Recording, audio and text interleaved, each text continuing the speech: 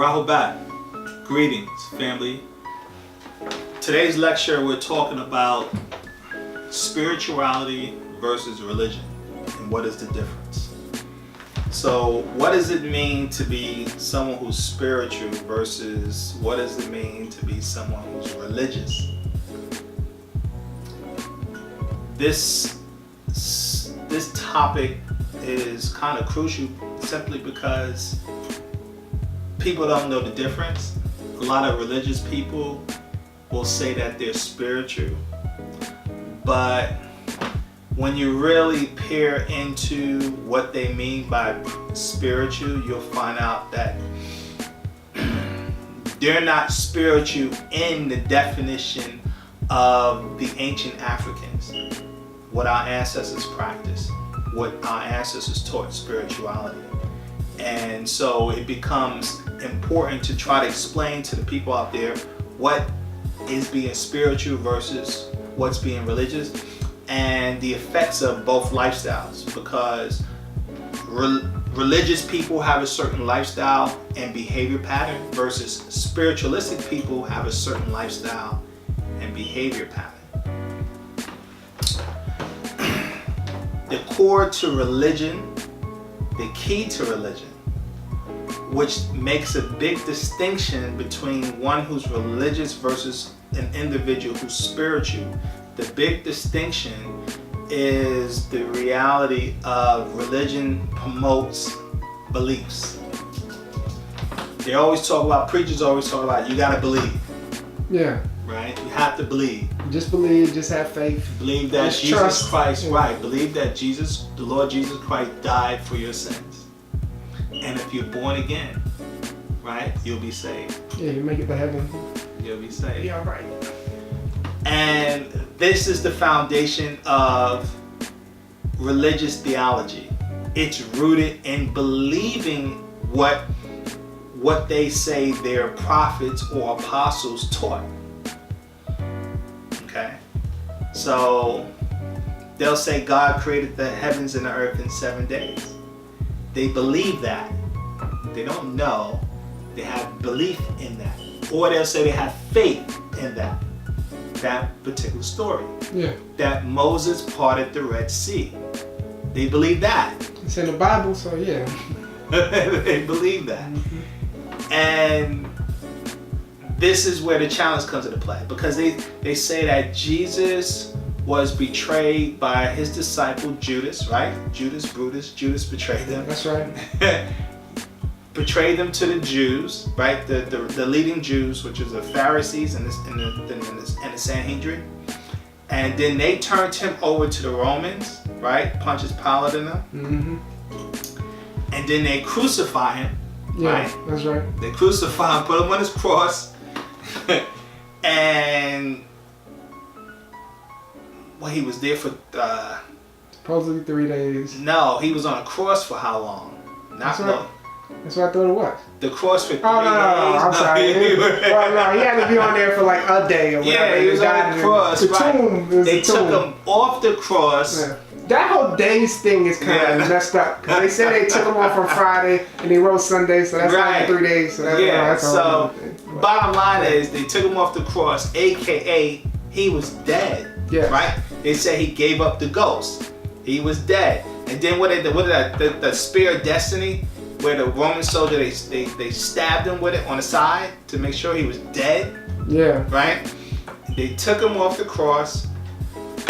They buried him, or they prepared his body for burial. They wrapped him in a burial cloth, and then they put him in the tomb. Yeah. And then they said 3 days later, he rose from the dead. Right? So now here's someone that's actually physically killed through torture, really bad death, and then like pronounced dead, and then comes back to life. Same thing with Lazarus. Yeah. Jesus supposedly resurrected Lazarus. Yeah. He was dead. I forget for how long too, because he. The master talked about it, rigor mortis having kicked in. So he was dead for a minute. Mm-hmm. And Jesus came and brought him back to life, right? These are all religious belief systems, okay? Like the Hindus, you know, when you look at the Hindu religion, you know how many gods they say exist in the Hindu religion? No idea. I think they said upwards of about, it's either 3 million or 33 million gods and goddesses. True pantheism. It's a God for everything in nature. That's what's up. I'm like, that's a lot of gods.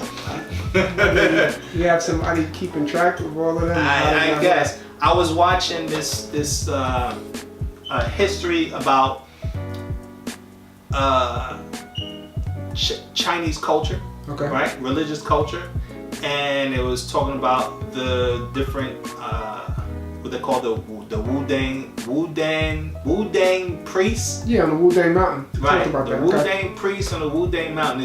There's a priest there. Right, I was watching him, and we might be able to pull it up so you guys can see. There's a priest there, and he was saying that he's practicing his rituals, right? His chi martial art rituals, so that once to achieve perfection, so he can have eternal life. Okay. Meaning he wants to be able to have his body not decay. He's trying to figure out. He's trying to stay physical forever. Yeah, he wants to. Okay. and here's what's funny about it. When you look at the guy, he has like 4 or 5 teeth missing.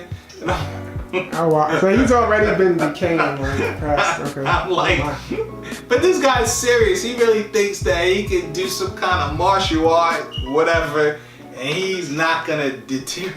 The body, is gonna. Yeah. His body's already deteriorated. It's pretty interesting.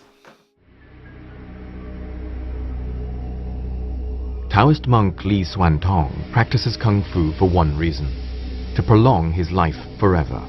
His goal is immortality. By performing the prescribed movements of his preferred martial art, Tai He boxing, he plans to become a Taoist god.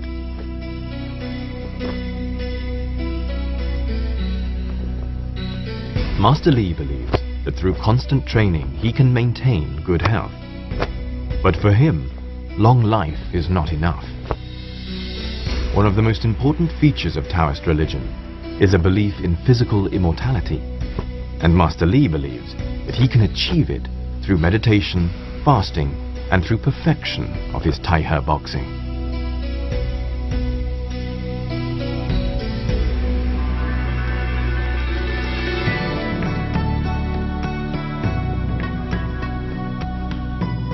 But not only does Master Li endeavor to live forever, he also wants to be worshipped like a god.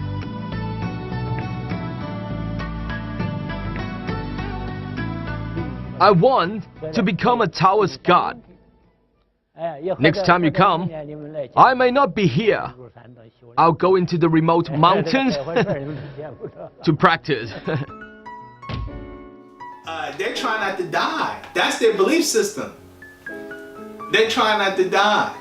That's the ultimate perfection. That like they don't want their physical body to die, to dissipate or whatever. Whew.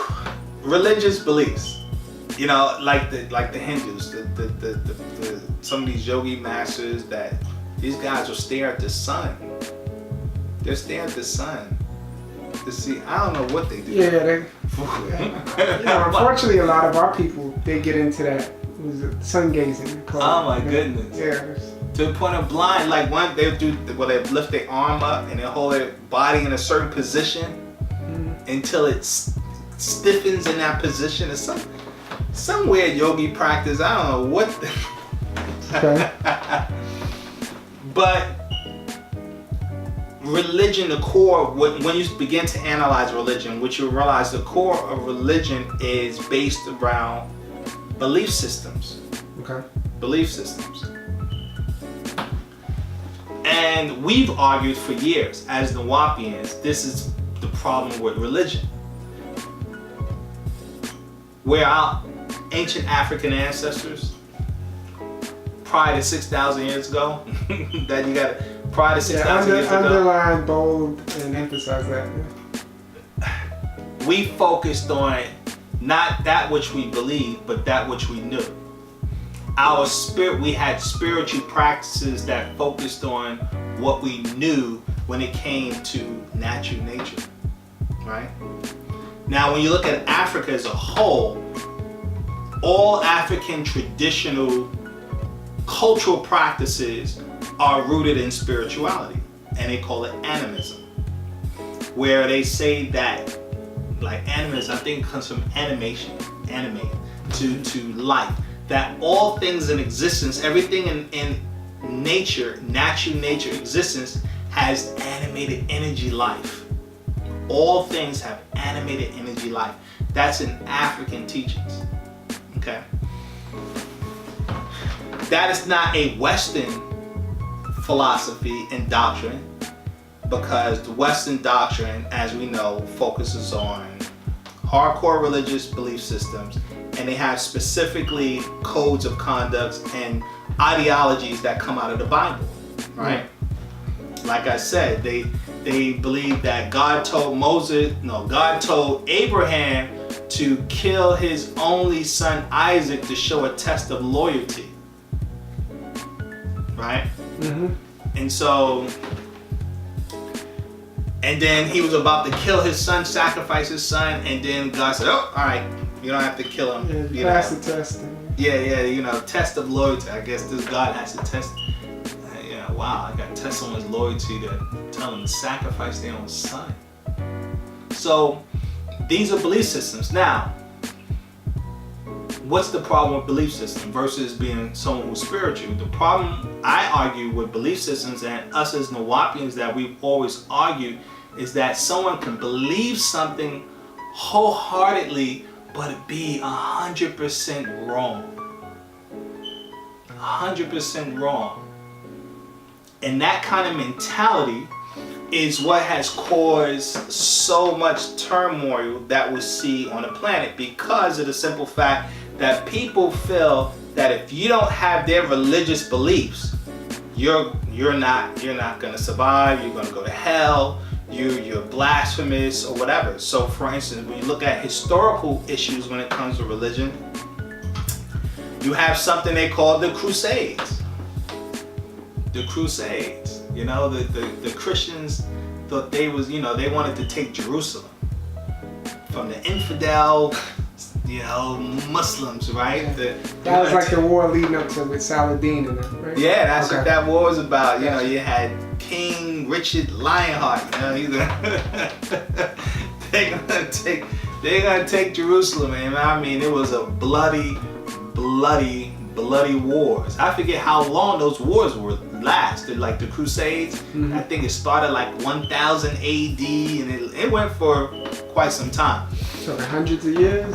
I don't know if it went into the hundreds of years, but they would fight. I mean, really, it's still going on.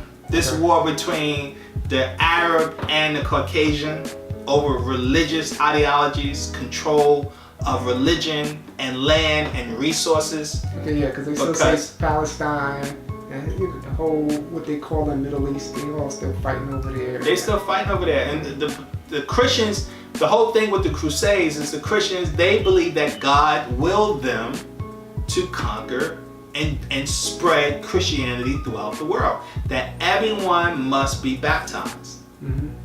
And that's, if you're not a Christian, you don't deserve to live. Right. That's what I forget what Pope who wrote that papal that gave the decree for Spain and Portugal to conquer the world of infidels. Because of the simple fact that, like what they call the New World here in the Americas, the Native Americans, because they were infidels, aka pagans, they didn't have a right to life unless they got baptized and became Christians. Foundations of this country. Yeah. So, what's that report? They killed, I don't know how many millions in Puerto Rico? Yeah, what was it, like 3 million? Something ridiculous. I don't know if that's true or not, but according to the research, that friar, that some priest who recorded, I forget his name, Francis de la Casa, something like that. I forget his name. We'll pull it up. And this guy reported that they slaughtered the people wholesale. The Indies were discovered in the year 1492. 49 years have passed since the first settlers penetrated the land, the first being the large and most happy isle called Hispaniola, perhaps the most densely populated place in the world. There must be close to 200 leagues of land on this island, and all the land so far discovered is a beehive of people. It is as though God had crowded into these lands the great majority of mankind. And all of the infinite universe of humanity, these people are the most guileless, the most devoid of wickedness and duplicity, the most obedient and faithful to their native masters and to the Spanish Christians whom they serve. And because they are so weak and complacent, they are less able to endure heavy labor and soon die of no matter what malady. Yet into this sheepfold, into this land of meek outcasts, there came some Spaniards who immediately behaved like ravening wild beasts, wolves, tigers, or lions that had been starved for many days, killing, terrorizing, afflicting, torturing, and destroying the native peoples, doing all this with the strangest and most varied new methods of cruelty, never seen or heard of before, and to such a degree that this island of Hispaniola, once so populous, having a population that I estimated to be more than 3 millions, has now a population of barely 200 persons. Their reason for killing and destroying such an infinite number of souls is that the Christians have an ultimate aim, which is to acquire gold and to swell themselves with riches in a very brief time and thus rise to a high estate disproportionate to their merits. It should be kept in mind that their insatiable greed and ambition, the greatest ever seen in the world, is the cause of their villainies. And also those lands are so rich and felicitous, the native people so meek and patient, so easy to subject, that our Spaniards have no more consideration for them than beasts. No, for thanks be to God, they have treated beasts with some respect, I should say instead like excrement on the public squares. The Indians began to seek ways to throw the Christians out of their lands. They took up arms, but their weapons were very weak and of little service in offense and still less in defense. The Christians with their horses and swords and pikes began to carry out massacres and strange cruelties against them. They attacked the towns and spared neither the children, nor the aged, nor pregnant women, nor women in childbed, not only stabbing them and dismembering them, but cutting them to pieces as if dealing with sheep in the slaughterhouse. They made some low, wide gallows on which they hanged victims' feet almost touched the ground, stringing up their victims in lots of 13 in memory of our Redeemer and his 12 apostles, then set burning wood at their feet and thus burned them alive. When tied to the stake, the cacique, or chieftain, Hatway, a very important noble, was told by a Franciscan friar about the God of the Christians and of the articles of faith, and he was told what he could do in the brief time that remained to him in order to be saved and to go to heaven. The chieftain, who had never heard any of this before, asked the Franciscan friar if Christians all went to heaven. When told that they did, he said he would prefer to go to hell. Slaughtered the people wholesale because they're spreading Christianity, you know. And this Christian crusade is still on the move. In fact, you can do some research today that they have these Christian coalitions that are so focused on converting and spreading Christianity throughout Africa. So our people are being pushed into these religious theologies. And the problem with this is that religion breeds belief systems breeds ignorance, and ignorance breeds violence. And this is where these clashes are coming from, where the Muslims are trying to fight the Christians are trying to fight the Muslims, the Jews are fighting the Muslims, the Christians are fighting the Jews, like the Christians used to persecute the Jews. Hitler wasn't he a Christian? And he tried to exterminate all the Jews in his country because he didn't believe in their cultural practices. Religion breeds ignorance, because as long as you believe you're right, that's good enough, because it doesn't deal with reality. And so this is the problem that people have seen consistently in the world when it comes to religion. it's been very brutal. Now, let's reverse that and go into spirituality. I don't know of any recorded incidents of spiritual practices of individual groups or nations of people who have an indigenous spiritual practices, and they've launched crusades to conquer and convert people into these spiritual practices. I don't know of any such incident. Most of the time you hear them being the ones being persecuted. Yeah, they're the ones. Like we showed in our other video, Black Arabs versus the Arabs. Right. The Sufis, we talk about everywhere the Sufis are, they have to be in fear. They're being persecuted. Of the religious Muslims. Because they're, the Sunnis. Exactly, because of their spiritual practices. We all heard stories about, pagans and quote, being attacked all over the planet. Yeah. Which is really people that's in the natural nature. So now we gotta look at that. Yeah. The religious people have a history of attacking the spiritual minded people. And what is it? What are some of the traits of spiritual minded people? Spiritual minded individuals focused on being in harmony with nature. Being in harmony with nature. That's one common denominator that you see with most spiritual practice people.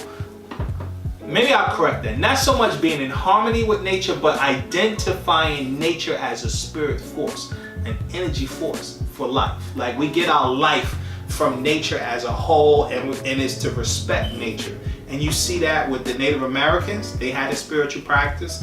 You see that even with certain Chinese principles who, when you look at their spiritual practice, you can see that. Anyone you see, indigenous people that have spiritual practices, you'll notice this uniformity when it comes to identifying with nature. Now, but there's different types of spiritual practices. Now that's the key. That's what makes us Nuwaupians distinct. That's what makes us unique, because of the simple reality of what we identify when it comes to spiritual practices as a Nuwaupian.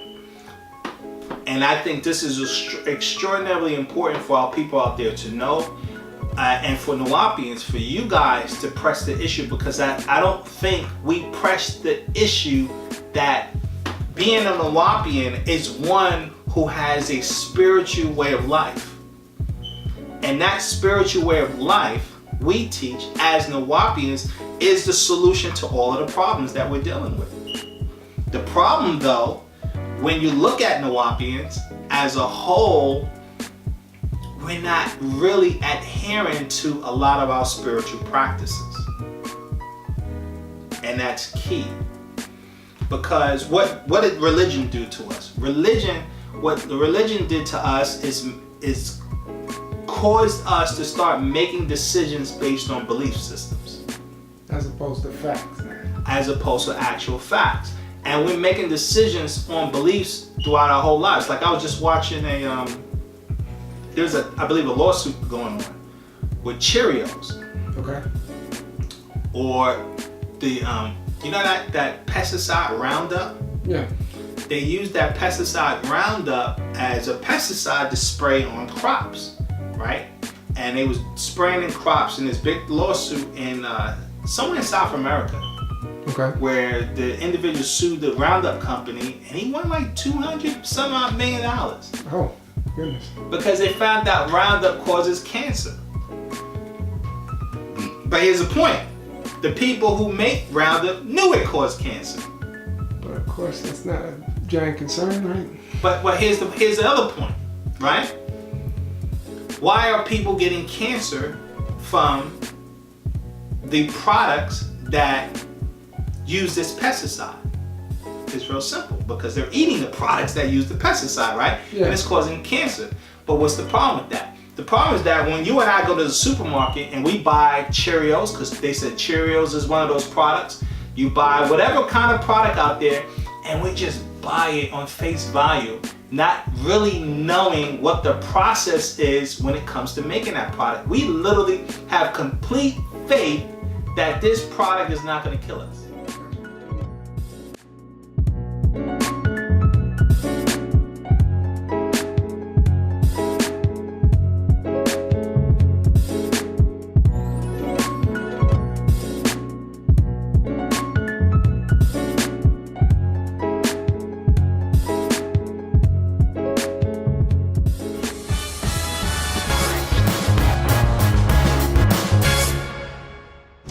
commercials would have you believe that every sip comes right from the tree. Right. Orange juice is totally natural. Look, there's a straw right in the orange. It's like I'm drinking straight from the fruit. Man, you really are gullible. Yeah? Even not from concentrate orange juice is just as processed as any other mass market food. Orange juice has an extremely short shelf life, so to stop it from spoiling, manufacturers extract all the oxygen from the juice. Oxygen removal complete. But that process also removes all the orange flavor. It just tastes like sweet. Right, so manufacturers artificially jam it back in by using flavor packs. No, that can't be natural. It's not. The taste that you know as Tropicana, Florida's Natural, or Minute Maid was actually designed in the same lab that makes perfume for Calvin Klein and Dior. Oh, citrusy. The trick is, since the flavor packs are technically made of orange byproducts, they don't have to write artificially flavored on the label. But they are. Well, if it's all oranges, who cares? Yeah, flavor packs aren't bad for you, they're just super interesting. Well, great. What's bad for you about orange juice is the sugar. What sugar? Kind of a strong reaction. You didn't know this? OJ is loaded with it. An 8-ounce glass of Tropicana contains 22 grams of sugar. That's almost as much as a Pepsi, which makes sense since Tropicana is owned by Pepsi.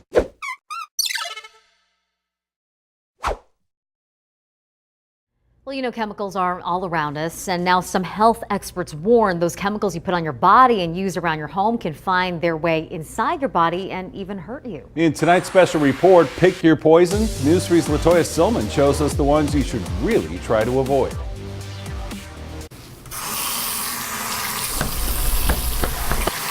Health-conscious people like Beth D.L. Grego are sounding the alarm. We got to, get through the marketing and make people just wake up and read your labels. You've heard it before when it comes to your food, but have you ever thought twice about what you put on your body and use around your house? Just like a couple years ago, it just kind of clicked. So the Las Vegas mother of 4 made the switch from products with hard-to-pronounce artificially made ingredients to more natural ones. Health and wellness coach Courtney Bentley says you should too. 60% of the ingredients that you put on your body get soaked into your body. We have a lot of hormonal problems nowadays. You meet people, thyroid problems, estrogen dominance, testosterone problems, and I believe it's because all of these chemicals are putting onto our bodies and around our home and even into our systems with food. Chemicals are everywhere, including in our environment. Bentley says the constant exposure overloads your body's system and eventually you can become sick. Our society has allergy problems up the wazoo. Everyone has an allergy to something, and that tells you something. It's a little suspicious to me. Some of Bentley's red flags: products with polyethyl glycol or PEGs, any type of soy isolates, food dyes, corn syrup, or mineral oil. Those are ones that are really toxic. And if you see anything with a dash tar, which is in a lot of soaps, dish soaps, things like that, it'll have a dash tar. Or they always put like a sneaky front word. But if it says that, do not buy, because basically what happens if you're rubbing that on your body, it's changing into our formaldehyde. So basically you're inhaling that formaldehyde all day as you smell your skin or you rub your hair or whatever. And that's, again, building that toxic in your body. And your liver can only handle so much. And then there's chlorine bleach, often used to clean counters and clothes. Bentley says it's harsh and can be inhaled and absorbed into your skin.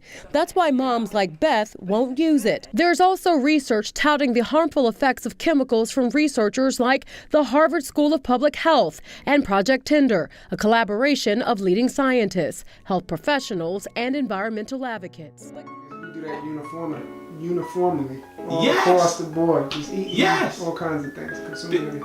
And this is what I'm arguing. This is what that kind of behavior comes from the religious mind, where you can watch, and we all, unfortunately, have been guilty of this. You can be told how many people buy cigarettes, even though cigarettes say it's going to kill you. Actually, millions of people. Yeah. We do it anyway. Get drunk, drink alcohol.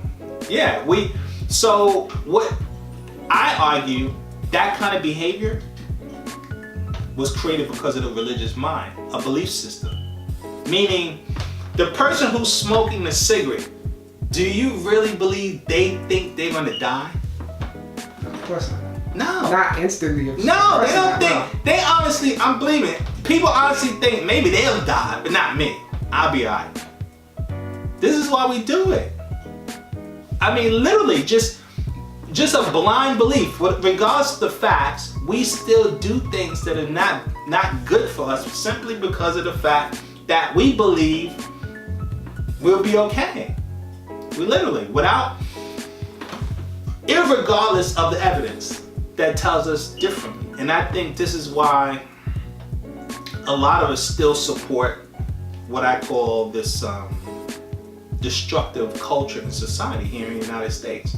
It all comes from the religious mind. Belief systems. Belief is embedded in us in so much where we do all kinds of things that it doesn't reason out. We shouldn't do these things, but we ignore the facts. And this is something that we taught as a Nuwaupian. We ignore the facts. When it comes to someone who is focused on developing themselves spiritually, what does that mean then? What that means is that, like I was saying, this is an individual who conducts their lives based on being in harmony with nature, being one with nature. And when you study ancient cultural practices, you'll see this common theme or common thread. All this focus on being in harmony with nature. Okay. And so when it comes to being in harmony with nature and being in harmony with existence itself, our ancestors knew certain things about existence. For instance, they knew that existence was multidimensional.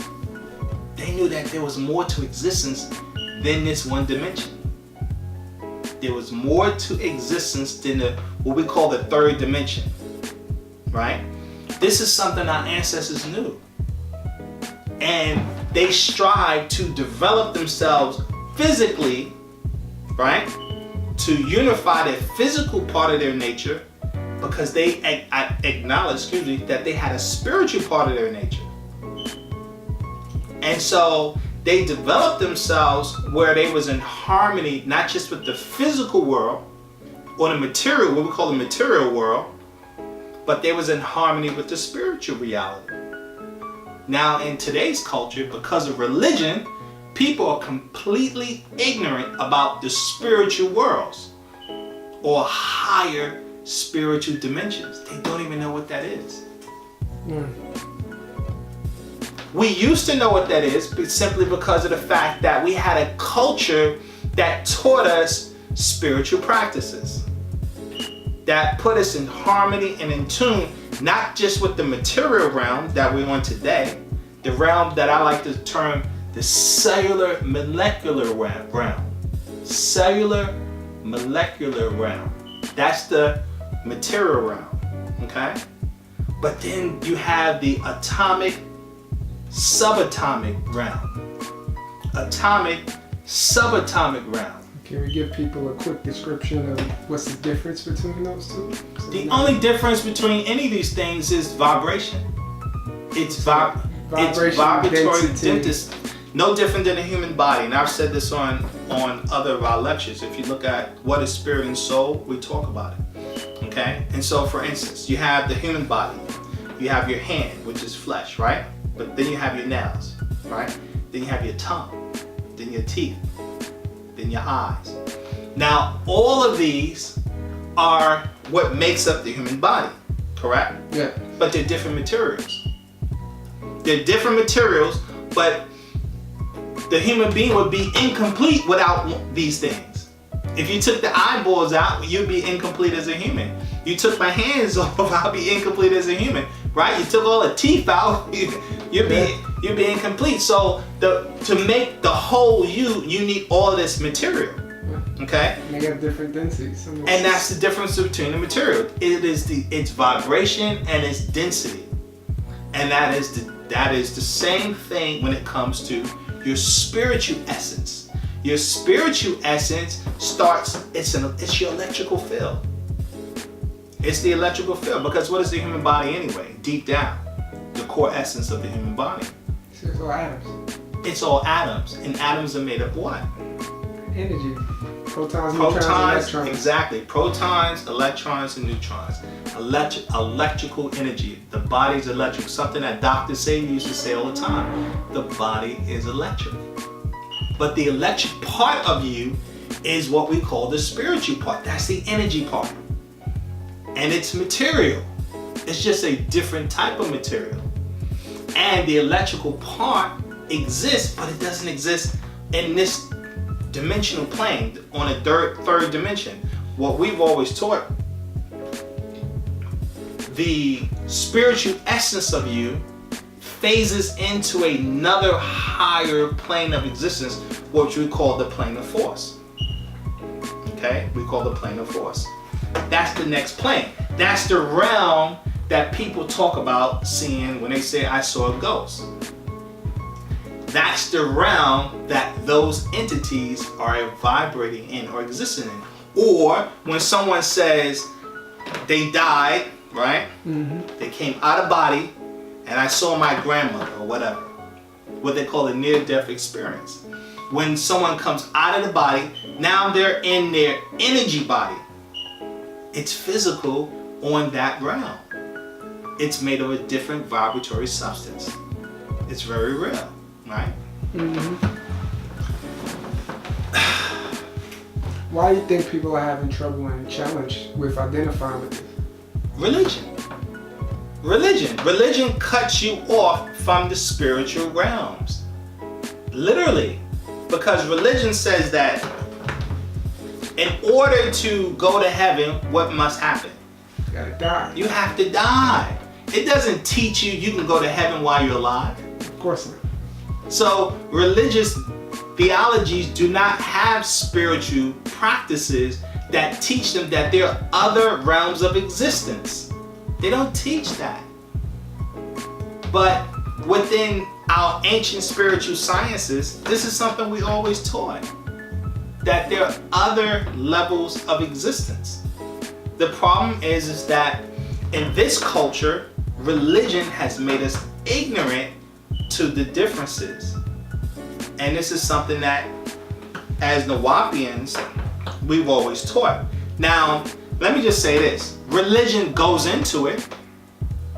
When you read the Bible, it goes into these concepts. It's just that the preachers don't talk about it because of the fact that the preachers are ignorant to these subject matters. So they ignore it. So here, I recommend this. For you guys who are listening, so when we go to the Bible and you go to the book of Luke, and you go to Luke chapter 11, verse 34, and it reads, Luke chapter 11, verse 34, the light of the body is the eye. Therefore, when the eye is sinful, thy whole body also is full of light. Or therefore if the eye is single, thy whole body also is full of light. But when thy eye is evil, thy body also is full of darkness. Now, if you go also to that's Luke 11:34. Now, if we go to Matthew's chapter 6, verse 22, it says the same thing again. It says that the light of the body is the eye. If therefore thy eye be single, thy whole body shall be full of light. Right? The single eye. This is nothing talking about it's only talking about the third eye. But you can only become aware of the third eye is through spiritual practices. But again, in Christianity, they don't teach this. They don't teach it. But it's in the Bible. Right? So if you go to Revelations, same thing. Revelations chapter 1. Let's see. We'll start at Revelations chapter 1.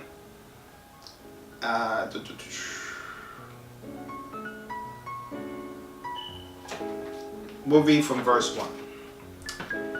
Let's see. The revelation of Jesus Christ, which God gave unto him to show unto his servants things which must shortly come to pass. And he sent and signified it by his angel unto his servant John. So John, son of Zebedee, is the one who received the book of Revelations in the Isles of Patmos, right? I think in the year 96 AD. It goes on to say, who bear record of the word of God and of the testimony of Jesus Christ and of all things that he saw. Blessed is he that readeth and they that hear the words of this prophecy and keep those things which are written therein, for the time. Goes on to say, John, to the 7 churches which are in Asia, grace be unto you and peace from him which is and which was and which is to come, and from the 7 spirits which are before his throne, and from Jesus Christ, who is the faithful witness and first begotten of the dead, and the prince of the kings of the earth, unto him that loveth us and washed us with our sins in his own blood, and has made us kings and priests unto God and his Father, to give him glory and dominion forever and ever. Amen. Behold, he cometh with a cloud, and every eye shall see him, and they also which pierce him, and all kindreds of the earth shall wail because of him. Even so, he says, I am Alpha and Omega, the beginning and the end, says the Lord, which is and which was and which is to come, the Almighty. Let's see. John, who also am your brother and companion in tribulations, in the kingdom and patience of Jesus Christ, was in the isles that is called Patmos, for the word of the word of God and for the testimony of Jesus Christ. Then he goes on to say, verse 10. This is John talking now. He says, I was in the Spirit on the Lord's day, and heard behind me a great voice as of a trumpet. So now John is talking about he's in his spiritual body. He's out of body. This is the same proclamation that the Prophet Muhammad talked about. Now the Prophet Muhammad didn't go out of body. He actually raised up his whole body. And when they talk about the Isra, where the Prophet Muhammad raised up into the 7 heavens. So my point is, religious theology talks about these spiritual realities. They just don't, the religious leadership, they don't teach it. They can't explain it. They can't explain it. But even if they could explain, they choose not to explain it. They don't teach these realities. But the reality is that there's millions, and I mean millions, of people who have these spiritual, how can I say, experiences. Millions of people. So this is not about a belief system. This is an actual reality that we all can bear witness to in existence. Because many people have experienced going out of body. Many people have experienced things like extrasensory perception, what we call ESP, being able to foretell things, intuition, right? Many people experience clairvoyance, being able to see ghosts, see into other dimensions, talk to relatives. These are realities. Millions of people have these experiences.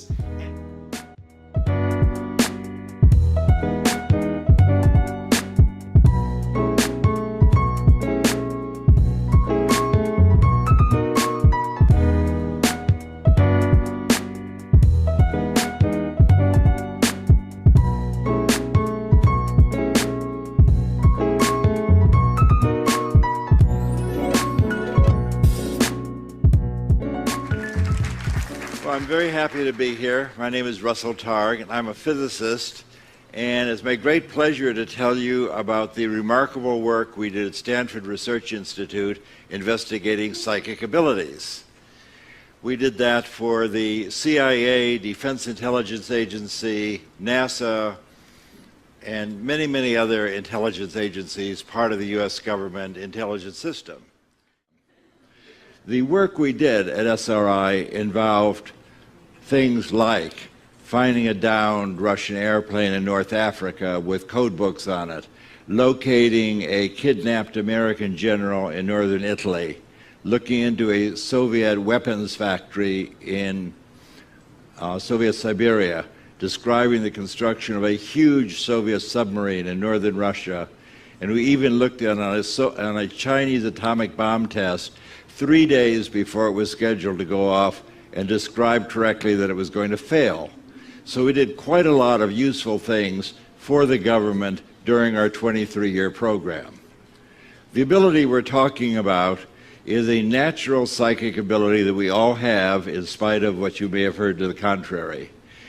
People can quiet their mind and describe and experience what's happening in a distant place or in the future. And this has been talked about for thousands of years. Buddhists have a vast lore about what this is and how to do it and why it's desirable. And I'll try and talk about that later. The ability allows you to quiet your mind and describe and experience what's happening in the future. And you can do that independent of the distance. The most interesting thing that we found as physicists is that it's no harder to describe what's happening in Soviet Siberia 6,000 miles away than it is for you to describe the funny object I have in my pocket. 6,000 miles away does not decrease the accuracy or the reliability as compared with something nearby. Looking into the distance is no harder than looking at a contemporaneous event, and that's why this is called a non-local perception. Not quantum mechanical particularly. It pertains to the fact that we live in a non-local space-time described as scientifically most recently by Schrödinger in the 1920s and then proved in the 1970s and 1980s. So the idea of non-local connections is not New Age. This is accepted in the physical community. The hottest topic in modern physics is exploring non-locality. It was described originally by the Buddhists 2,000 years ago, but modern physics has finally caught up. The leaders of the program that we had at SRI are all physicists. The physicists are taking over what used to be called parapsychology. The three leaders of the program were myself and Hal Puthoff, who are both laser physicists, and Ed May, who is a nuclear physicist. And we were eager that our scientific friends would not think that we'd gone off the rails into ESP research, so we made sure that we published everything we did, all of our experiments, in the world's most prestigious journals where we would normally publish our science. So we published our work in the Proceedings of the Institute of Electrical Engineers, the American Association for the Advancement of Science, the American Institute of Physics, and Nature magazine. So this is not, I just want to emphasize that at the time we were doing this work, this was mainstream, written up in the New York Times, published in the premier journals in the world. So the question that led to my recent book, I wrote a book with a provocative subtitle, A Physicist's Proof of Psychic Abilities. And the idea is that proof is evidence so strong that you can't statistically or reasonably deny it. That's what we mean by proof. You can't prove scientific things in the laboratory the way you prove mathematical theorems. You prove things in the laboratory by piling up so much evidence that it's simply unreasonable to deny it. So here we are in our laboratory, 1973. There's Pat Price in the middle. Pat Price was one of our great, great psychics. He was police commissioner of Burbank and retired. He's playing here with an ESP teaching machine that was the basis of our first NASA program. My idea was, can you offer feedback and reinforcement and help people improve their psychic ability with a little random game where you have to guess which picture will be illuminated? The answer is yes, you can learn.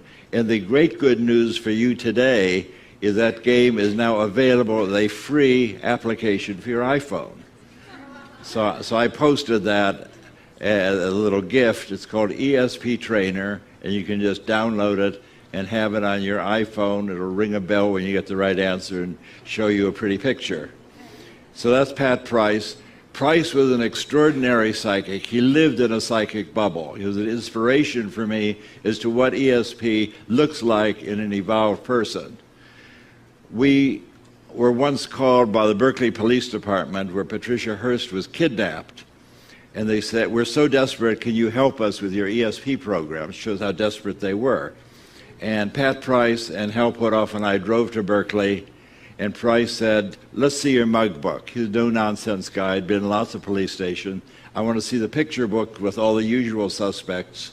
He turned the page, page after page, and said, "That's the guy, that's the ringleader." And he put his finger on Donald DeVries, who was indeed the ringleader. It was extraordinary. But they learned that only 2 weeks later. The police said, "Well, can you tell us something right now that'll help us?" And Price said, "Would you like to know where the kidnapped car is?" And they said, "You're kidding." He said, "Well, so if you drive about 50 miles north on Bayshore Free on Highway 101, the kidnapped car is a white station wagon. It's on the right, parked by a diner across from 2 large white gas storage cylinders in the pedestrian overpass across the freeway." And one of the detectives said, "Well, I know where that is. That's on my way to my home in Vallejo." 20 minutes later, they had found the car, and there are still cartridges rolling around on the floor of the car. That's as close to magic as I've ever seen in my 20 years in the laboratory. And these were realities when it came to spiritual practices. Our ancestors acknowledged the existence of the other spiritual abodes. And we're saying, as Nuwaupians, we taught, not just Nuwaupians, but as Nuwaupians, we know how to authenticate this. As Nuwaupians, this was the core essence of our doctrine, which is we taught that the way you break the spell, we talked about our people, the reason why we're not acknowledging the other spiritual, these higher vibrational dimensions, the reason why we don't experience these or are knowledgeable about them is simply because we're under a hypnotic spell that's blocking our awareness of these things based on the culture we're living. Because we're choosing to live this type of culture and be under these religious doctrines that teach you not to tap into these other higher spiritual realities. And they demonize our culture because of the simple fact that we taught about the spiritual practice they call voodoo, right? Yeah. And then what do they call it? Black magic. And they term it bad. And we're the black people. They call Africa the dark continent, right? And say everything dark is bad. Right, everything dark is bad. Darkness, go into the light. Go into the blinding light. So they constantly ostracize our indigenous culture, which has cut out people off from spiritual practices. People are having these experiences today, but they're totally confused about it because they have no guidance. In our culture, we always had guidance. This is why the master teacher came. He came as a spiritual master. Something he had to tell me that when I called to the master, right? And I was like, the master, and he corrected me. He said, no, spiritual master. That was in the Ma, that Ma tape. It's time to focus on you. That told me, that said something. That said, the spiritual sons and daughters are gathering. The physical people will gather here every Saturday night. But if you can gather here on Saturday night and be that spiritual person, you rule. You gather here only on Saturday night but have no concern about the spiritual, you're dead. You know what I'm saying? This is just the first time. There's going to be more things happening. More was supposed to happen today with your alignment. Maps are supposed to be set out on the grass in circles of 9. We're supposed to have certain chants so you can learn the chant. You start getting your body ready for that transition. But nature says it's not ready yet. And we're trying to build a spiritual circle. And we have to wait until so it rains. We can't put the mats down, have you sitting in water, but we can sit in, we can talk and prepare ourselves. There's a journey more than just a little bit you read in the pamphlet. By far. It's about being ready. Alright? How many people did fast? That's good enough. You're starting, you see. Yeah, somebody want to say something? Yeah. Is there a reason why at the age of, let's say, for myself, around 5, 6, I was around adults, and I said to myself, they don't know anything. And ever since then, I've been looking for a master. Now, I thought I was influenced by, like, I used to be into martial arts, watching karate flicks, and I would see, like, these Shaolin monks and the things they were able to do. Or they do on television. Right. Or what they do on television. Right, because you haven't seen none of them do it in reality. No, I'm serious, because I studied martial arts for many years, too. And you go all the way over there, you don't never see none of them jump up in trees that are 30 feet tall. You only see them in Bruce Lee movies. And when I went over there to study, I wanted to see them do the things that I saw, catch a bullet in your hands and all that kind of stuff. I was told, that's not real, that's a movie. After I paid the flight over there. And so, within me, I said, well, wow, why is it that all these people around me don't really seem to know anything? So, from that point on, I started on my journey searching for a master. Spiritual master. Right. So you are a master. For a spiritual master or God, as you said. That was me. That class took place in 1998. It was like only like 20 of us. I don't know if you know, whatever. But I was the only individual in that particular class, and I asked 2 questions.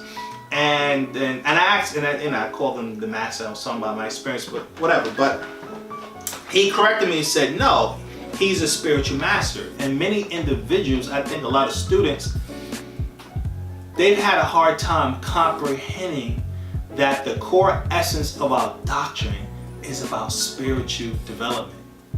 Spiritual development. So I recommend read. Here's what we're gonna do, and you guys can follow along with us. Go to, for those who have the holy tablets, and for those who don't, you can follow along. We'll put it up on the screen. This is Holy Tablets, chapter 7. That's the living soul. Yeah. Tablet 18, verse 39, and we're gonna go all the way down to verse 57, and it reads, "This ultimate reality is beyond the reach of the limited intellect, and within the reach of the unlimited intellect and the knowable world. You must begin to understand a new physics. It's called quantum physics. Renunciation alone, the abandonment of all worldly attachments, can lead to knowledge of the absolute. This is achieved through a process of negation of all worldly desires, identifications, qualification, and extensions. The precepts of Tammuz, who some of you call Isa or Yeshua, Sananda, Christ, Horus, sonship, must be practiced, for you are a child of the Most High El, who is in the all. To attain freedom, one must engage in solid spiritual practice. His teachings must enter your bones, nerves, cells, and interior chambers of your heart. Lip confession and appraising of his name as Jesus is not only inadequate and insufficient, it is sinful. It is pure hypocrisy. We should become absolutely fearless.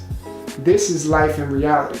No more words, no more talk, no more arguments, heated debates, or discussions. No more study, no more wandering. As he said, I am in the Father, and the Father is in me. John chapter 14, verse 10. You say, I am in the all, and the all is in me. Become the Christ. Live in truth. Enter silence. There is peace. Peace is silence. That's Nuwaupu. That's right knowledge, which leads one to right wisdom and a right understanding. So here, now you guys hear that. The key is, he said, you have to become the Christ. Religion teaches you to worship Christ. You are the Christ. That sounds like what he said in the How to Prove the Existence of the Most High tape. He said, I have students who want to worship God, and I have some students who want to become God. Yes. That's the big distinction between a lot of students in Nuwaupu. He said the same thing in that my class too. He told us that. He said those of you who are, how can I say? he was explaining to us about, and for you guys can listen to that tape because he can explain it there, but he's trying to explain to us the whole point was to learn how to raise up yourself spiritually so that you will be in harmony, not just with the physical realm, but also with the spiritual realm. That's what it means for the master to have 720 degrees of knowledge. He had 360 degrees of the material realm, which is the realm we're on, but he also had 360 degrees of the spiritual realms. That's what we're ignorant of. This is what we used to know, and now we forgot. And we forgot because we've been cut off from that cultural reality. Because our ancient culture always kept us in harmony with both realities. The reality of the physical realm and the reality of the spiritual realm. But as the master teacher always said, when he tried to explain this to people, our people don't want to hear it. We do not want to acknowledge the reality of the other abodes, even when there's overwhelming evidence. That's why, what's the name? We was just talking about him in the other video, Rick, where he's dogging out anyone who's teaching about out of body and the third eye and anyone who teaches it got it from some Caucasian. Well, he's implying, implying that the individuals who put that kind of information in America, people like Madam Blavatsky and what is that? The Rosicrucians. I'm like, what ridiculousness. First of all, and we already addressed that in the Black Arab versus Pale Arab, because again, we as an organization always were Sufis. We always taught our brand of Islam was Sufism, which was a spiritual practice, and as we moved into Nuwaupu, we focused on our spiritual practices, and our connection was to the Sufis and Ansars in Africa. So we always had a spiritual practice. So that's that point. But not to mention, you don't have to believe in the out-of-body experience. You can prove it exists. You don't have to believe in the third eye. You can prove that it exists. You don't have to believe in chakras. You can prove that it exists. Because Rick was saying people were claiming that the chakras were mentioned in ancient Kemet, and he was pointing out that I guess whatever brothers were citing, whatever hieroglyph they were citing, he was trying to say that they are incorrect and it's been mistranslated. Okay, you read that wrong. You didn't forget about what you can experience. But here's my point. What's your point for bringing out, other than the fact that I know he says, well, if you're gonna say something, just be correct, and I'm with you on that. But he leaves it at that because now we have to ask a question. Because I'm sure he'll reference, well, they got that from the Hindus. Okay, maybe they did, right? But here's my point. Does chakras exist? Are there energy centers in the body that lines up the same way the Hindus explain it? Is that real? That's the question to ask them. Can you actually close your two physical eyes and see out of the middle of your forehead, or what would seem like the middle of your forehead? Yeah, is it? Can you perceive? Is there another right? Do you have another level of perception when you do close your eyes? But see, that's that, and this is someone who was in our doctrine for almost 2 decades, a spiritual doctrine, right? That's all we taught. That's not all we taught, but that was the predominant goal of what we taught. And how can you be in an organization and not know anything about this? Not have the if you feel that, meaning he feels that strongly that this is all pseudo, right? Because I think Uncle's trying to say that chakras don't exist. They don't exist. So if that's all pseudo and it doesn't exist, how can you last an organization that's what we're teaching? That's the core essence of our doctrine. That's odd. That's very odd. That means that kind of individual, like Chuck, that means this individual was a part of a spiritual organization for over 2 decades. And obviously, he didn't comprehend nothing. Because now he's saying he was tricked by Dr. York. He was under a spell of Dr. York. He said Dr. York has some kind of magic because he had him under a spell for 20 years. And, whatever. Yeah. Here's my point. The master was saying that this is very difficult for our people. Like, I'll refer you guys to another book. If you go to, this is the debate series, questions and answer debates and discussions. This is series book 7. You go to series book 7. We'll put it up for you guys so you can see. And we're going to go to page, let's see, we'll go from page 47. It's the back of the book. And I'm going to read. This is something from the master teacher, and he had these discussions on the internet. So for those, we'll show you the book so you can see it. So I'm going to read this for you guys to now listen to what the master says. And he's talking about spirituality, spiritual practice, and development. Okay, so just to give you a basis of what he's talking about, because I'm not going to read the whole book. But so now he says, and I quote, "Everyone will be given the knowledge, but," and he's talking about spiritual knowledge, "but everyone won't want to hear the knowledge. The more a person thinks of himself, or the more a person adores and admires himself, the harder it's going to be for them. It's as if a person saying, 'I like your house so much that I don't want to leave it.'" He's talking about the physical body, how we are attached to the physical body. We don't want to leave the physical body because we've gotten so attached to it. But I'll keep going. If you read the whole book, he explains that. Now, well, you like your house so much that you don't want to leave it. In other words, you're afraid to get out of your body because you're not familiar with the next world, the higher dimensional worlds I was telling you about. You're actually out of your body more than you're in it. That's actually when we go to sleep every night. Whenever you lose conscious awareness, your spirit body literally hovers above or hovers out of the physical body. Okay? Then he goes on to say, because you become comfortable inside of it, just like a baby who runs up under its mother and cuddles. Why do you do that? Because it feels secure and protected. In other words, your spirit has ran deeper and deeper into your body. This is all because you have been made to desire the physical and its glitter rather than the spiritual. There are more things out in the world that make you want to get deeper and deeper inside of the body, and you become an individual. You have the mentality of I am an individual, and I don't have to do this or that. I am a man. I feel this. I want this. I have the right to do this. I.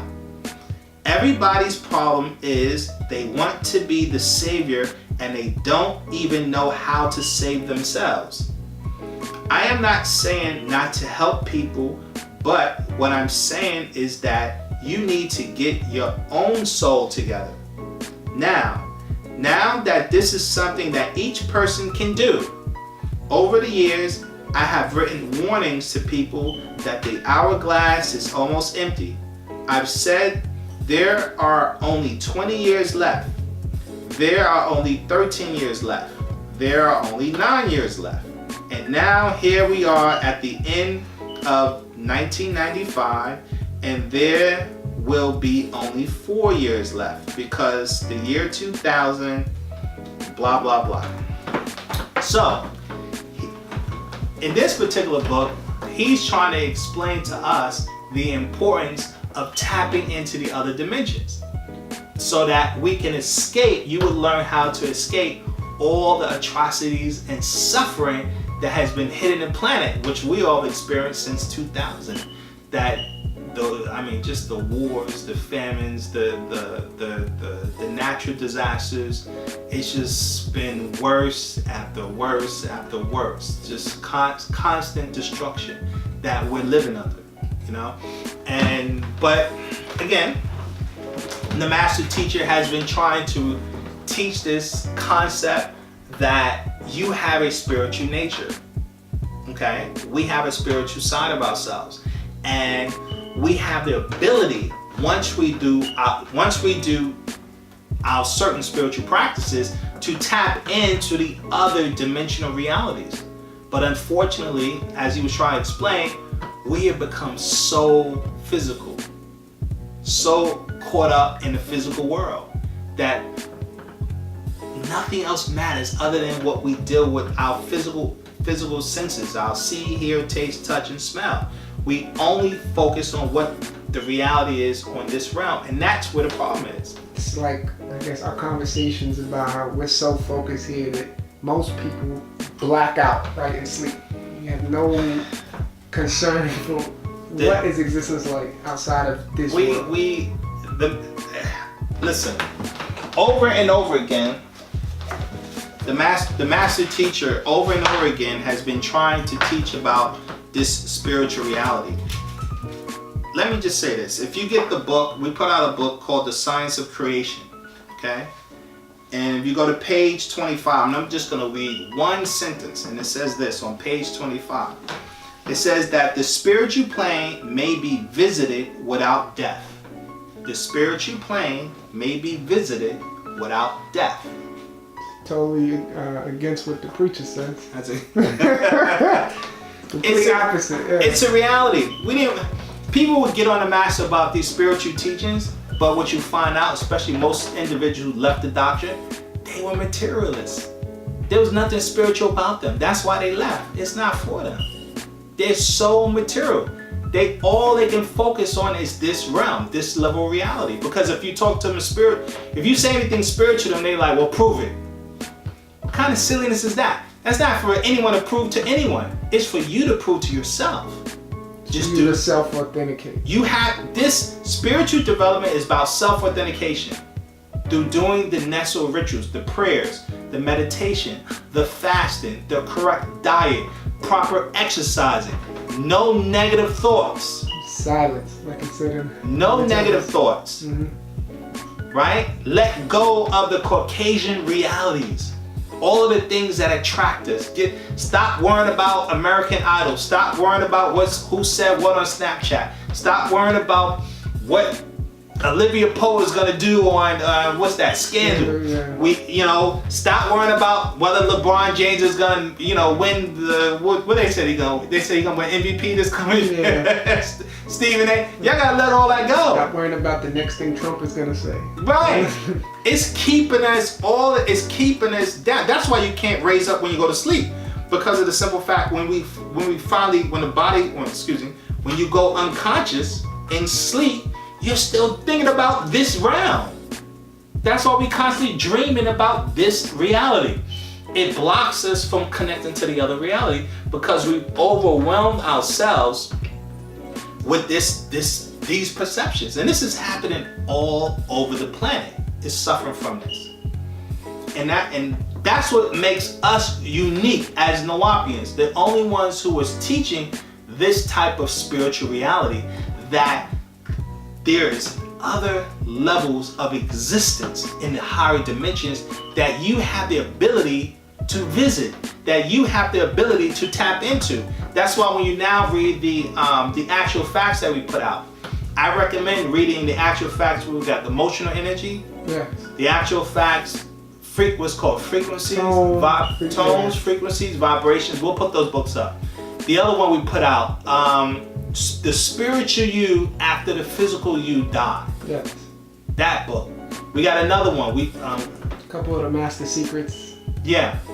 I'm like, now all the actual facts, the master's like hitting it hard with spiritual reality, with the fact that we must connect.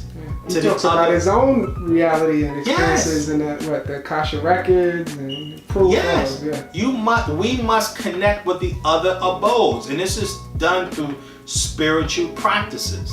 That's why the master introduced Om, Sons of the Green Light, and the ancient Egyptian order.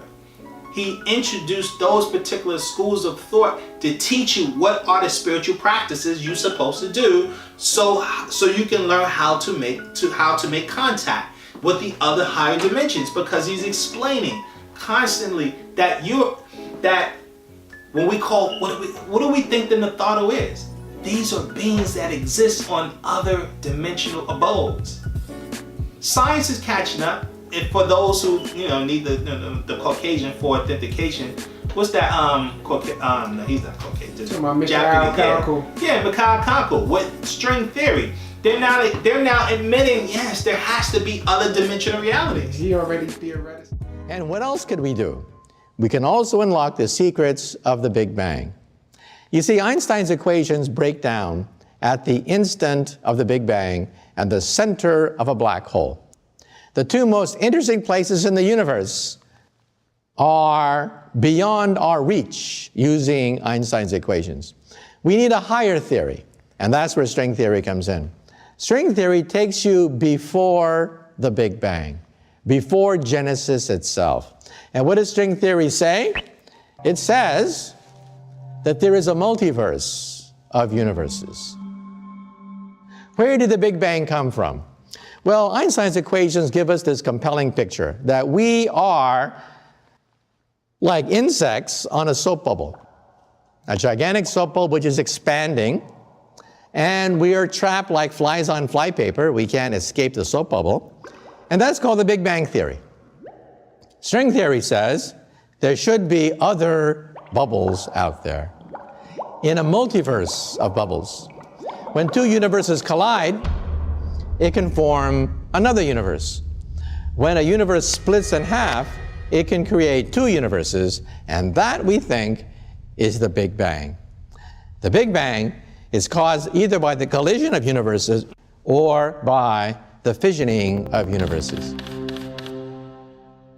If there are other dimensions, if there are other universes, can we go between universes?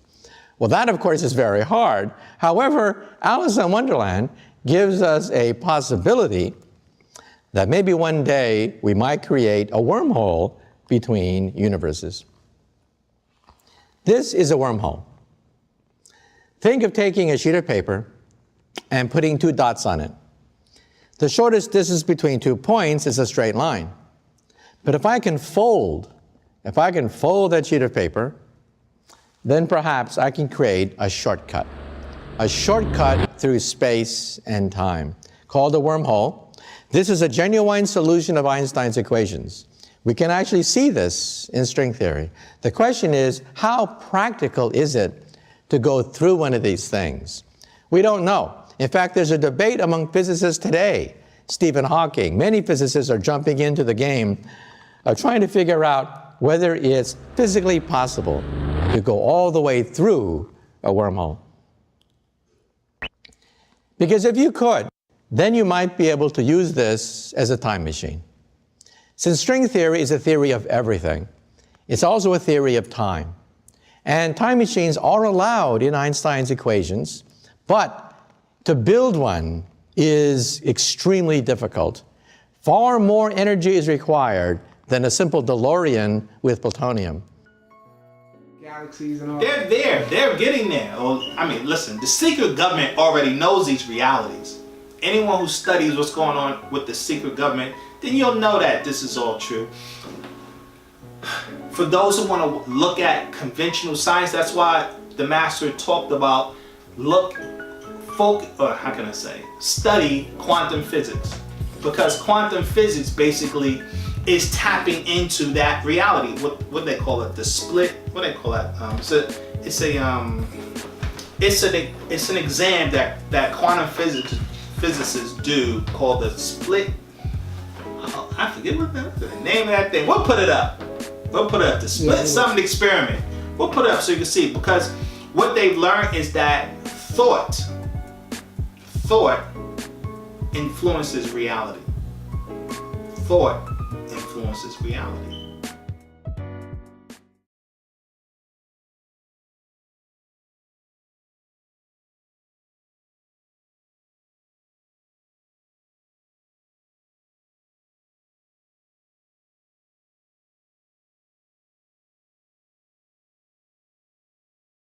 As mentioned earlier, everything is made up of infinite potentiality, and the moment consciousness decides to create from that, creation takes place. The findings of physicist Thomas Young in his famous double slit experiment helps to show this, and while doing so, sheds light on the quantum field and how our entire reality operates. And here we are, the granddaddy of all quantum weirdness, the infamous double-slit experiment. To understand this experiment, we first need to see how particles, or little balls of matter, act. If we randomly shoot a small object, say a marble, at the screen, we see a pattern on the back wall where they went through the slit and hit.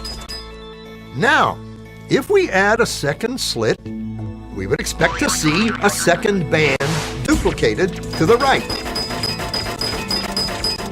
Now, let's look at waves.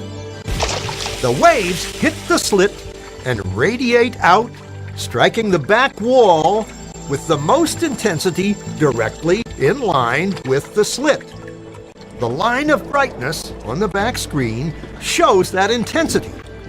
This is similar to the line the marbles make. But when we add the second slit, something different happens. If the top of one wave meets the bottom of another wave, they cancel each other out.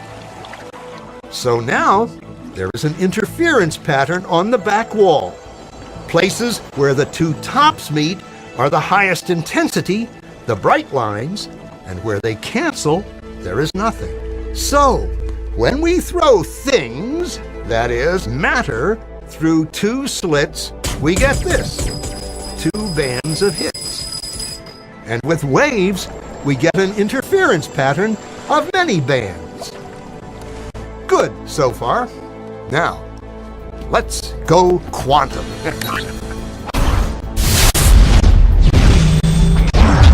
An electron is a tiny, tiny bit of matter, like a tiny marble.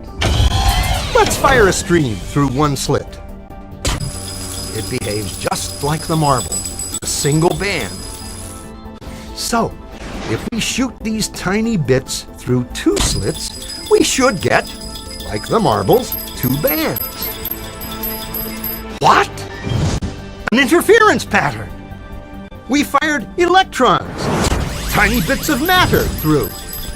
We get a pattern like waves, not like little marbles. How? How could pieces of matter create an interference pattern like a wave? It doesn't make sense. But physicists are clever. They thought, maybe those little balls are bouncing off each other and creating that pattern. So, they decide to shoot electrons through one at a time. There is no way they could interfere with each other. But after an hour of this, the same interference pattern is seen to emerge. The conclusion is inescapable. The single electron leaves as a particle, becomes a wave of potentials, goes through both slits, and interferes with itself to hit the wall like a particle. But mathematically, it's even stranger. It goes through both slits, and it goes through neither. And it goes through just one, and it goes through just the other. All of these possibilities are in superposition with each other. But physicists were completely baffled by this. So they decided to peek and see which slit it actually goes through. They put a measuring device by one slit to see which one it went through and let it fly. But the quantum world is far more mysterious than they could have imagined. When they observed, the electron went back to behaving like a little marble. It produced a pattern of two bands, not an interference pattern of many. The very act of measuring or observing which slit it went through meant it only went through one, not both. The electron decided to act differently, as though it was aware it was being watched. So what does this tell us about our reality? It tells us that the moment there is consciousness viewing and defining how things should act, the infinite potentials act in that manner. The electron acted in the way consciousness defined it should act. We see two slits, we have particles. We define that they must pass through the two slits and create two lines on the other side. However, before it is defined, the particle carries out every possibility. It is limitless. Consciousness, the observer, who we truly are, is in control of our entire reality. How we define our world and what plays out is entirely up to us on a collective scale. The world is infinite potential and infinite possibility. Our consciousness can shape it in any way we choose.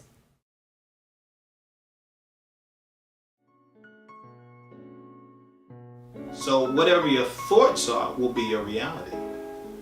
That's why the Caucasian made it an effort to push his culture. Because when you push a culture on the people, you push your way of thinking. That's what all his wars are about. That's what keeps them in power. That's why they want everyone to be Christians all over the planet. Because if they can get everybody to be Christians all over the planet, they'll get everyone to think like them. And that keeps them in power. That's the key. That's why we kept saying, you have to break out of their reality. That's what they got us trapped in, is their reality. And so we put out so many books. The master teacher has been talking about our spiritual ignorance. It's what's doing us harm. Our spiritual ignorance is what's doing us harm. And once you gain spiritual knowledge through spiritual practices, right? Then the tricks and the traps that the Caucasian has done to us won't work. Then we will stop desiring their cultural reality. We will stop desiring their world. We will stop desiring their lifestyle. That's the goal. And that is the difference between someone who's a spiritualist, who's practiced spirituality, versus someone who's religious, who's trapped in just basic belief systems. That's all it's doing is destroying humanity. We must let go of their reality. We must let go of the things that they taught us, which is basically false anyway. Their religions have been proven to not be real. They have been proven to not be true. Our way of life, our spiritual practices are very real. And they can be authenticated. You can't authenticate Jesus dying on a cross and was risen the third day. You can't authenticate heaven, because according to them, you have to die in order to get there. So you can't authenticate that. What we teach, you can authenticate it. That's the difference. That's the mega difference between what we teach versus what they teach. They teach a belief system, we teach a reality, and we teach you exactly how to do it. Let me just reference one more book. Here's a book we put out. It's called The Science of Healing book. And I recommend going to page 85 before we end this video. Go to 85, and I'm going to read a section here. Very important, because it's talking about your spiritual essence, what your spiritual essence are, right? And let's see, I'll start page 85. Listen carefully. It says the body is made of 7 degrees of substances. These 7 substances vary in density and vibration. You only know of 3 of these substances, which is solids, liquid, and gas. However, there is a shadowy form that is called the etheric body. That is an exact duplicate of the physical body. This is why when you see someone going out of body, they look exactly the same. It's just a lighter version of them, right? We'll show you a little less bit. dense. Yeah, we'll show it like an image of that. You can see someone going out of body, but they look the same. And you see this in the judgment hall in Ma'at. The judgment hall of Ma'at, or what they call the hall, I forget what they call it, Annie something, whatever. You have the double. Yeah, they have the etheric double with the cop. But let's keep going. So he goes on to say, but he says the that an exact duplicate of the physical body, but made of 4 higher substances. The first substance is called first ether, which is called electric ether, right? The second substance is called life ether. The third substance is called light ether. And the fourth substance is called mental reflection. So these are higher, how can I say, higher vibrating particles that is made up of our essence. We're made up of these higher vibratory particles. Not just the dense particles we're made up of. The dense particles are the molecules and the cells and the molecules that the human body is made up of. But we also know that the human body is made up of atoms and electrons, which are less dense, higher vibratory particles. And what we're trying to explain to you, that you're made up even higher particles, even more finer particles. This is what quantum physics is beginning to realize, that whenever they find one particle and they pierce into that, they find another particle. They always are finding more and more substance. Okay, and so this can be authenticated, is my point. This is just not about telling you about being spiritual. This is about telling you to prove it to yourself. We've been teaching this for years. The master teacher has been explaining that there are other dimensional realities, and you can authenticate it. You don't have to believe it. That's the point. Don't believe it. You're not supposed to believe in an authority. You're supposed to make contact with your ancestors. Not talk about them like, you know, the way they talk about the unconscious community, they make it sound like that whole Christian thing again. You gotta die and then we'll go to the ancestors. Talk to the ancestors. No, well, what's his name did it? T'Challa in the Black Panther. Yeah, he did it. And that was a reality. He was alive, and he was able to have communication with his ancestors. And then they showed it was a normal thing because the one that came right after him did the same. Yeah. I forget his name, but yeah. And you don't have to use no special herb to do it. No. You don't need no drugs to do it, or that ayahuasca plant that the Caucasians keep talking about. You have the ability to do it. That's the gift of having melanin. We have a higher vibrational essence than anyone else on the planet. And they know that. And that's why they hate us so much. Because they know our spiritual abilities. And that's why they spend every waking day poisoning us as a people worldwide. Because the Caucasian knows once we tap into our spiritual essence and our spiritual abilities, game, set, match. They know that. So to the next time, support what we do. Become a member of NoopooCC.com. Thumbs up and spread the word. Peace and love, y'all.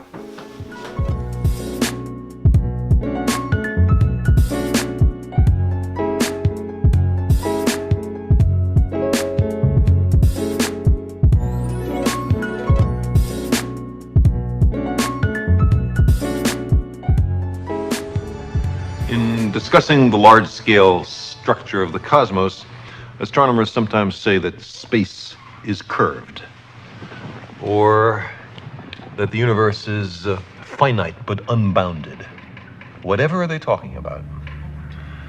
Let's imagine that we are perfectly flat. I mean absolutely flat. And that we live, appropriately enough, in a flatland. A land designed and named by Edwin Abbott, a Shakespearean scholar who lived in Victorian England. Everybody in flatland is, of course, exceptionally flat. We have squares, circles, triangles, and we all scurry about, and we can go into our houses and do our flat business. Now, we have width and length, but no height at all. Now, these little cutouts have some little height, but let's ignore that. Let's imagine that these are absolutely flat. That being the case, we know, us flatlanders, about left-right, and we know about forward-back, but we have never heard of up-down. Let us imagine that into flatland. Hovering above it comes a strange three-dimensional creature which, oddly enough, looks like an apple.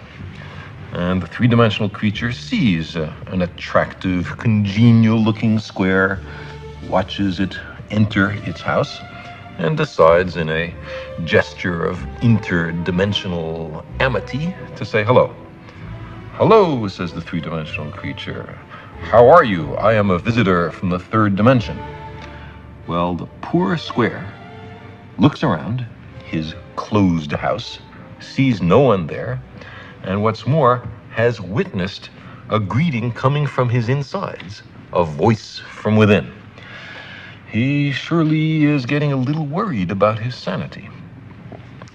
The three-dimensional creature is unhappy about being considered a psychological aberration, and so he descends to actually enter flatland. Now, a three-dimensional creature exists in flatland only partially. Only a plane, a cross-section through him can be seen. So when the three-dimensional creature first reaches flatland, it's only the points of contact which can be seen, and we'll represent that by stamping the apple in this ink pad and placing that image in flatland. And as the apple were to descend through, slither by flatland, we would progressively see higher and higher slices, which we can represent by cutting the apple. So the square, as time goes on, sees a set of objects mysteriously appear from nowhere and inside a closed room and change their shape dramatically. His only conclusion could be that he's gone bonkers. Well, the apple might be a little annoyed at this conclusion, and so, not such a friendly gesture from dimension to dimension, makes a contact with the square from below and sends our flat creature fluttering and spinning above flatland. At first, the square has no idea what's happening. He's terribly confused. This is utterly outside his experience. But after a while, he comes to realize that he is seeing inside closed rooms in flatland.